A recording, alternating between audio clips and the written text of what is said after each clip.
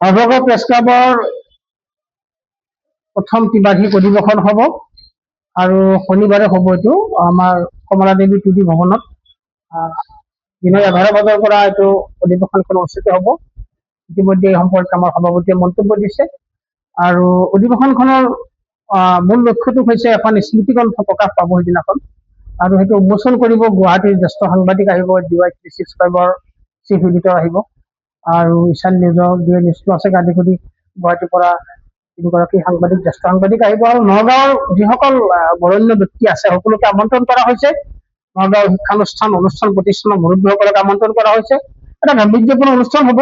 মই সকলোকে আজি আমাৰ প্ৰেছ ক্লাবৰ তৰফৰ পৰা যিহেতুকে এখন গাম্ভীৰ্যপূৰ্ণ অনুষ্ঠান হ'ব সকলোকে মই সাদৰেৰে আমন্ত্ৰণ জনাইছো। সকলো উপস্থিত থাকিবলৈ মই অনুৰোধ জনাইছো আৰু সিদিনাখন যিখন স্মৃতিগ্ৰন্থ উন্মোচন হ'ব তাত ইতিমধ্যে নগাঁৱৰ বহু গণ্যমান্য ব্যক্তিসকলে ৰাইটাৰসকলে আৰু কবিসকলেও ইয়াতে বহুজনৰ লিখনি পঠাইছে, কবিতা পঠাইছে আৰু সেইখিনি প্ৰকাশ পাব, সকলোৱে ভাল পাব আৰু আপোনালোকে জন্মলগ্নৰ পৰা যিসকল আমাক সহায় সহযোগিতা আগবঢ়াই আহিছে, আমাক বিভিন্ন ধৰণৰ পৰামৰ্শ দি আহিছে, সকলোকে ধন্যবাদ জনাইছো, কৃতজ্ঞতা জনাইছো আৰু অনুষ্ঠানলৈ সকলোকে সাদৰেৰে আমন্ত্ৰণ জনাইছো। ইতিমধ্যে স্মৃতিগ্ৰন্থৰ কাৰণে আমাৰ মাননীয় অসমৰ মুখ্যমন্ত্ৰী ডক্টৰ হিমন্ত বিশ্ব শৰ্মা, আমাৰ তথ্য জনসংযোগ বিভাগৰ মন্ত্ৰী পীযুষ হাজৰিকা, নগাঁৱৰ আমাৰ মাননীয় মন্ত্ৰী কেশৱ মহন্তকে আদি কৰি বিধায়ক ৰূপক শৰ্মা, দীপুৰঞ্জন শৰ্মা, নুৰুল খুদা আৰু আমাৰ ৰহাৰ বিধায়ক শশীকান্ত দাস আৰু নগাঁও বিশ্ববিদ্যালয়ৰ উপাচাৰ্য ছাৰ, নগাঁৱৰ উপায়ুক্ত ছাৰ সকলোৱে আমাক শুভেচ্ছা জনাইছে আৰু শুভেচ্ছা পত্ৰ দিছে। স্মৃতিগ্ৰন্থখনত প্ৰকাশ পাব, সকলোকে সাদৰেৰে মই আমন্ত্ৰণ জনাইছো।